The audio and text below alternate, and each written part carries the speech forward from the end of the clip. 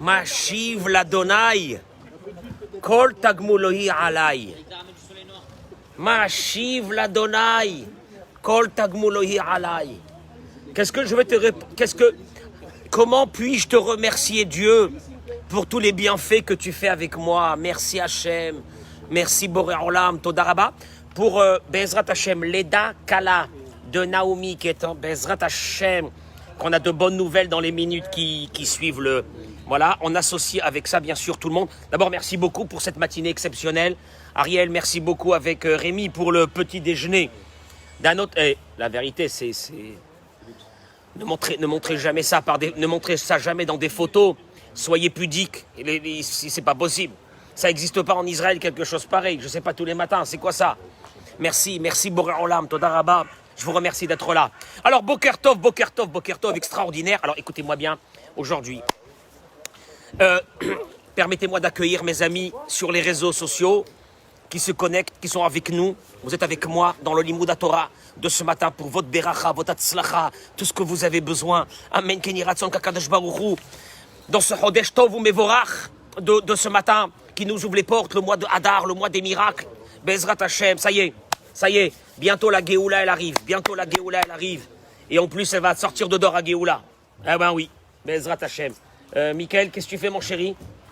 Ah, tu dois partir? Ok, Chazak ou Baruch. Toda Rabba, bien sûr, ouais, c'est en direct. Tu te sauves en direct. Alors, vous savez que vers la fin de la paracha de Mishpatim, que nous allons faire ce Shabbat, la Torah revient sur une vision que les Béné Israël ont eue sur le mont Sinaï. Quelle vision, d'un seul coup, le ciel s'ouvre. Jamais un être humain n'a vu Dieu comme nos ancêtres l'ont vu pendant ce moment. Et là, la Torah elle nous dit que Vaïr ou est Éloqué Israël. Ils virent le Dieu d'Israël. Vetachat raglav. Qu'est-ce que c'est beau ces mots. Et sous ses pieds, c'est une image, Dieu n'a pas de pieds. Dieu n'a pas de gouffre, ve'en lo gouffre, vélo demut à gouffre. Dieu n'a pas de corps, il n'a pas la ressemblance d'un corps.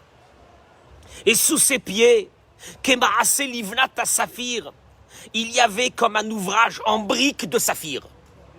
Dieu, comme si que Dieu avait à côté de ses pieds, il avait une brique en saphir. Ils ont vu ça, les béné Israël. Et comme l'apparence des cieux pour la pureté, ou keretzem hashamaim la Torah. Qu'est-ce que c'est cette brique-là en saphir? Au moment du don de la Torah, qu'est-ce qui se passe? Non, maman, ne montre pas les chouquettes. Pourquoi tu montres ça? Et les boules de miel, ça se fait pas. Mais ça se fait pas. Mais ça se fait. Mais pour nos amis qui sont là, qui regardent, que ça se fait pas ça tous les matins. Alors, non. On invite Bezrat Hashem à tous nos amis de France, du Canada, des États-Unis, de venir habiter à côté, être avec nous, Bezrat Hashem, un jour, ils seront là, dans ce Beth Midrash de qualité exceptionnelle, avec des êtres humains de grande qualité, Bli Aïn Hara. Rashi explique, mais qu'est-ce que c'est cette brique en saphir? Qu'est-ce que ça veut dire ça? On n'a jamais entendu ça. Qu'il y avait une brique en saphir, qu'est-ce qu'il y a? Yaïta Rashi dit, elle était devant lui, au moment de l'esclavage, pour rappeler la souffrance d'Israël. Dieu avait mis cette brique en saphir devant lui pour se souvenir que les béné Israël sont en train de mourir dans le travail de fabrication des briques en Égypte. Là, ils viennent de sortir d'Égypte. Là, il y a 50 jours qu'ils sont sortis d'Égypte. Il a mis cette brique-là en souvenir devant lui. On va voir qu'est-ce que ça veut dire. Ça, c'est ce qu'il dit Rashi. L'iskor tsaratan chez l'Israël. Pour appeler la souffrance d'Israël. Sheayum et shurbadim bemaase levenim. Qu'ils étaient asservis avec le travail des briques. Et donc Dieu, il a mis cette brique. Bon, le problème, c'est que la servitude s'est arrêtée. Donc Dieu, qu'est-ce qu'il aurait dû faire à ce moment-là? Ben ouais, enlever la brique. La brique, elle sert au moment où c'est qu'il y a la souffrance des béné Israël. Il veut se souvenir de la souffrance des béné Israël. Le Midrash ramène La suite, ou Keretzem Hashamaim, la Torah, on a dit elle avait une pureté du ciel. Misheni Galou, Haya Or Vechedva Lefanav. Et au moment, c'est les mots du Midrash que Rashi ne ramène pas, au moment où ils ont été libérés, c'est devenu une lumière devant lui. À Midrash, le Midrash est venu ici pour nous donner un message. Au moment de Matan Torah, les béné Israël se dévoilent à leurs yeux. Mida achat veyechida memidotav shel HaKadosh Baruch Hu. C'est le moment le plus suprême qu'a eu l'humanité. Ils sont là et ils voient Dieu. Et ils voient cette brique en saphir. Tu crois qu'elle est passée inaperçue? Énorme brique en saphir, ils la voient devant Dieu. Au pied de Dieu. Si on peut dire que Dieu il a des pieds. Au pied de Dieu.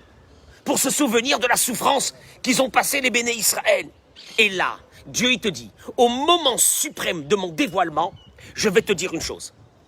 Il y a une mida, un trait de caractère, le plus important qui existe chez moi, il dit Dieu, Vehi hanesia be'ol im Israël. Tu veux savoir qui suis-je?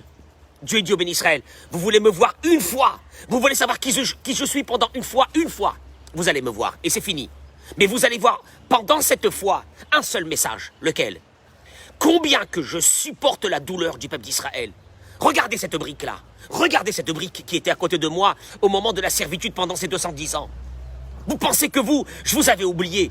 Vous pensez que vous étiez seul. Et moi, du matin jusqu'au soir, je regardais cette brique et je pleurais. Pour me dire, regardez mes enfants, dans quelle situation ils sont. Bécharat et Sherboud, au moment de la servitude, elle était posée devant Dieu, Almenat, entre guillemets, chez Iskor et Tsarat Israël, pour qu'ils se souviennent à chaque instant de regarder cette brique, la souffrance dont est en train de parler le peuple d'Israël. Argam la Harsheni Gelou, même quand ils ont été libérés, il a laissé, pourquoi? Il a laissé Almenat Sha'am Yekabel Tiskoret Minit, Shel Trushatma Mi Godel Asimcha, El Mutzarat Hashivut Shel Igalu Mimena, pour que tu te rappelles toujours, avec joie, quand tu es libéré, tu gardes un souvenir du moment où tu étais à l'intérieur. Tu sais pourquoi? Pour te rappeler d'une chose. J'étais là et regarde où je me trouve maintenant. Il ne faut jamais oublier d'où tu viens. Tu passes des fois des moments difficiles dans ta vie et puis tu veux tout oublier. Non, Akadosh Baruch Hu te dit, garde un petit souvenir. Parce que quand tu seras dans la bonne situation, sois dans une grande joie de ne pas oublier ce qui s'est passé avec toi et ce que tu as vécu. Et je vais être très court aujourd'hui parce que j'ai dit à Stéphane, un soir je lui racontais ça. Qu'est-ce que ça veut dire? Nesiat Be'ol im Chavero. La mida, le trait de caractère de Dieu le plus puissant, c'est de supporter la douleur de l'autre. Et Dieu te dit, tu sais quoi? Moi, pendant ces 210 ans, tu crois que je vaquais entre guillemets à mes occupations? Du matin jusqu'au soir, j'étais en train de pleurer. D'ailleurs, quand Moshe Rabbeinu a vu Dieu pour la première fois, il a vu dans le buisson ardent. Et Dieu lui a dit, hey, moi, Nochi Betzara, tu sais pourquoi tu me vois dans un buisson ardent? Pourquoi j'apparais pas dans une belle montagne, avec un grand prestige? C'est la première fois que Moïse va voir Dieu. Non, dans un buisson. Pour te dire, il a dit, tu crois que je suis bien? Moi, je souffre. Moi, je souffre quand il y a des béné Israël, où il y a l'humanité qui souffre. Moi, je souffre. Quand il y a n'importe qui de l'humanité qui souffre, Dieu dit, moi, je souffre. Ce sont mes créatures. Et moi, je te dis une seule chose. J'ai besoin de toi que tu apprennes de moi une seule chose. De supporter la douleur des autres. Quand tu vois que les autres souffrent, ne reste pas, ne passe pas, ne vaque pas tes occupations. Tu n'as pas le droit de vaquer à tes occupations. Si tu veux ressembler à un petit peu, m'imiter dans ce que je fais, souffre un peu la souffrance des autres. Mais tu sais, ça m'angoisse. Mais que ça t'angoisse jusqu'à demain. Il y a une mitzvah, la plus suprême de la Torah. Et regardez, parce que je vais vous amener un verset de David Amelech alav shalom que vous lisez dans Tehilim, d'un autre monde, mais d'un autre monde. Ki ayal ta'arog ala fikemaim, ke nafshi ta'arog elecha elokim. David Amelech il dit, Ki ayal, comme une gazelle, ta'arog ala fikemaim, qu'elle est en train de chercher un point d'eau dans le désert, une gazelle. Ken nafshi, ainsi mon âme, ta'arog elecha elokim, je suis à la recherche de toi, je prie pour te trouver. Et là, tous nos sages viennent et arrêtent le Tehilim. Qui est Ayal? Ayal, vous savez que en français, il n'existe pas le mâle. Le mâle, ça veut dire l'homme, le mâle de la gazelle. Il n'y a pas de nom. Je crois qu'il y a la gazelle, il y a la girafe. Alors c'est Ayala qu'il aurait dû dire. 2 minutes, Eric, 2 minutes. En hébreu, ça existe. Ayal, c'est le monsieur, le mâle de la gazelle, monsieur gazelle. En français, il n'y a pas. Il n'y a pas. C'est comme la girafe, il n'y a pas. Qui est Ayal. Ayal, c'est le mâle, parce que la femelle de la gazelle, elle s'appelle comment? Ayala. Ayala. Qui est Ayal, donc il parle d'un mâle, qui est Ayal, comme le mâle de la gazelle. Taharog. Taharog, ça veut dire elle est là en train de chercher. Et là, c'est au féminin. Il aurait dû marquer Ke'ayal, Yaharog, en hébreu.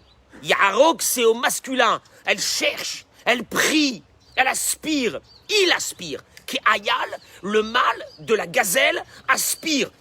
C'était cohérent. Or là, comment c'est marqué? Ke'ayal, comme le mâle de la gazelle, Taharog. Et là, tu passes au féminin. Qu'est-ce qui t'arrive, David Ameller? T'as oublié un peu la grammaire? Qu'est-ce que ça veut dire Ayal Taharog? Et là, le Midrash y ramène. Ce Midrash-là, il est d'une beauté. Il est d'une beauté, ce Midrash. La Gemara ramène déjà ça dans Baba Batra aussi, d'Aftet Zaïn. Cette histoire que, au moment où c'est que Iyov a eu de grandes souffrances, Iyov, il a dit à Dieu, regardez les mots. Moi, je vous lis les mots qui sont marqués dans la Gemara. Iyov. Voilà. Voilà. Amar Abba.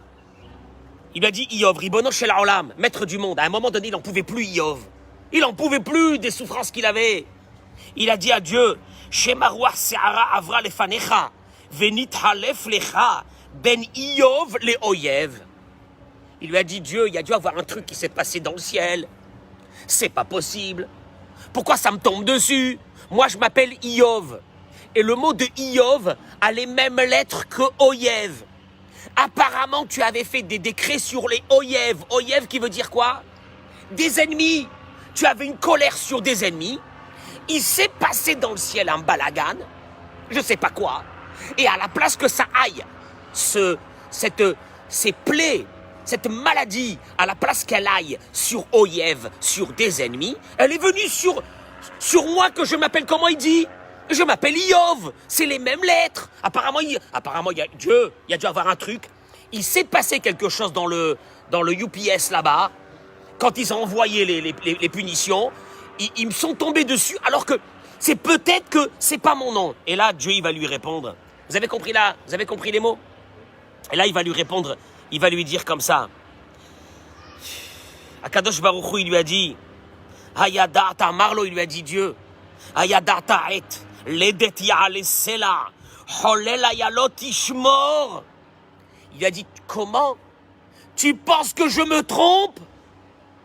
Hayadata, est-ce que tu connais? Et ledet ya'ale sela. Toi, tu connais le moment où les gazelles qui vivent dans les rochers doivent accoucher? Est-ce que toi, tu connais? Quel rapport? Moi, je te parle de mes problèmes, tu me parles des gazelles qui sont dans les rochers. Il m'a dit comme ça. C'est fabuleux. Le Midrash, il ramène que il y a une sorte de gazelle. C'est d'un autre monde. Regarde David Ameller. Dans 3-4 mots, il t'a mis une bombe atomique. Il y a une sorte de gazelle dans le désert. La Gemara, elle dit que son utérus est très serré et elle ne peut pas accoucher. Cette gazelle, en principe, va mourir. Elle ne peut pas accoucher. C'est une forme de gazelle qui ne peut pas accoucher naturellement. En principe, on aurait dû avoir une clinique de gazelle, de cette sorte de gazelle dans le désert, et on leur fait à tous des césariennes. C'est pas possible.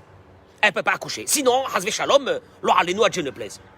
Et Dieu envoie, le Talmud, il dit, à ce moment-là, un serpent, une sorte de serpent, qui va venir pas avant, parce qu'avant, elle meurt. Pas après, elle est déjà morte. Mais au moment où elle doit accoucher, ce serpent la pique. Et le poison de ce serpent fait quelque chose dans le sang et ouvre l'utérus de cette gazelle et elle fait sortir ses petits bébés. Maman, c'est pas possible. Hachem, Hachem, tu fais ça. Hachem, tu t'occupes de ça, c'est pas possible. Tu peux pas. Il lui a dit, toi, tu me dis que moi, j'oublie. Moi, j'ai dû me tromper dans le ciel. Je sais pas ce qui s'est passé que tu as reçu des trucs alors que même les gazelles, même ces gazelles des rochers, c'est moi qui m'occupe de chacune de ces gazelles, que le serpent va arriver au moment le plus important qu'elle a besoin pour recevoir ce venin et pour être libérée de son bébé. Et là, David Amelech, il dit une chose. Et là, le Midrash, il continue, mais tu deviens fou. Il dit le Midrash une chose. Au moment où cette gazelle, elle a une connexion avec Dieu, cette gazelle, elle se met à crier. Mais c'est pas possible, elle est dans le désert. Et Dieu envoie ce serpent. Mais comment? Le monde, il est géré comme ça par Dieu. Simon, le monde, il est géré comme ça par Dieu. Et nous, on a peur. Tu entends ça? Mais là, le Midrash, il continue. Et il te balance, mais la bombe atomique. Il dit le Midrash. À ce moment-là, les animaux savent que cette gazelle, elle a une connexion avec Dieu. Elle va accoucher. Ils viennent chez elle. Et ils lui disent, on n'a pas d'eau. On va mourir. On est dans le désert, fais quelque chose. Et la gazelle, tu sais qu'est-ce qu'elle fait à ce moment-là? Elle continue à crier, mais elle ne veut pas accoucher. Elle ferme ses jambes pour ne pas accoucher. Parce qu'elle veut prier et elle veut que la prière ne soit pas que pour elle. Elle veut maintenir ce moment de connexion avec Dieu pour que les animaux du désert aussi puissent à ce moment-là recevoir la pluie. Et là, il dit David Amelech, Ke'ayal, elle redevient comme un mâle. Elle qui est une gazelle, elle redevient comme un mâle. Ke'ayal, elle redevient pas une femelle, elle est plus une femelle à ce moment-là. Elle se referme. Ta'arog ala fi kemaim. Et elle se met à prier pour que de l'eau arrive. David Amelech il dit, Ken nafshi ta'arog elecha Elokim. Hachem, elle se referme pour sauver les autres animaux. Elle veut donner sa vie pour sauver les autres animaux. Ken nafshi ta'arog elecha. Dieu, moi je voudrais qu'un jour je devienne comme ça. Que je puisse me consacrer complètement. Que pour servir les autres, que pour aider les autres, que pour donner aux autres. Un verset de Tehillim. Et toi, tu croyais que tu l'avais compris. Ça veut dire qu'en fait, cette prière de David Amelech, elle est quoi? Elle est de te dire une chose. Mon chéri, tu vas traverser la vie, tu vas traverser ce monde, mais traverse-le en donnant aux autres. Traverse-le en supportant les douleurs des autres. Traverse-le en n'étant pas égoïste, en te regardant que toi-même. Traverse-le en aidant tes proches, en aidant ta famille, en aidant ton épouse, Et je dis là, la veille de Shabbat, à tous ces hommes qui regarderont ce cours, supportez le chargement de l'autre. Tu sais qu'est-ce que ça veut dire? C'est d'avoir un minimum de réflexion dans ta tête et de te dire une chose. Quand tu vas aborder quelqu'un qui se trouve en face de toi, là vous êtes combien? Là vous êtes une vingtaine de personnes, mais vous avez 20 vies différentes. Vous comprenez? Vous avez eu 20 parents différents. Vous avez eu 20 enfances différentes. Vous avez eu 20 vies différentes. Vous avez eu chacun ce que vous avez passé dans la vie. Je ne peux pas, moi, en tant que rabbin de la communauté, aborder chaque personne de la même façon. C'est pas possible. Parce que je sais que chacun a eu un vécu qui est différent. Et tu peux pas dire, mais moi je suis comme ça.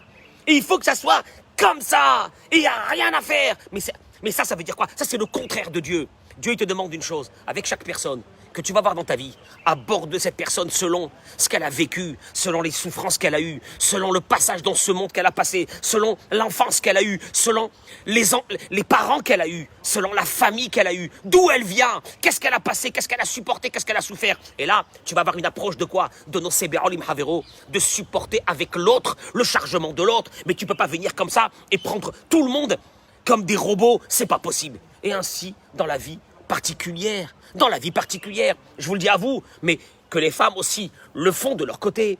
Je vous dis à vous, vous avez des femmes, mais votre femme, elle n'a pas le même vécu que vous. Elle n'a pas eu peut-être les mêmes problèmes que vous. Elle n'a pas eu peut-être les mêmes épreuves de sa vie que vous pouvez pas vous conduire avec elle comme vous vous conduisez avec vous-même. C'est pas possible. Parce que sinon vous n'êtes pas dans le Nosé Be'olim Havero, vous ne supportez pas la charge de l'autre. Vous n'êtes pas dans ce qu'on appelle, dans une approche divine de ce que l'être humain doit être dans ce monde, vous comprenez? Et quand tu dis Shabbat, les femmes, elles ont travaillé, elles préparent le Shabbat, etc. Nosé Be'olim Havero. Non, c'est Be'olim Havero, ceux qui ont encore des enfants qui sont en bas âge, de s'occuper des enfants, d'être un père dans une maison, de décharger un peu l'épouse qui s'occupe dans la maison. Et je dis aux femmes, vice-versa, vous avez un mari, il n'a pas le même vécu que vous ne pouvez pas avoir la même approche que vous avez avec vous-même.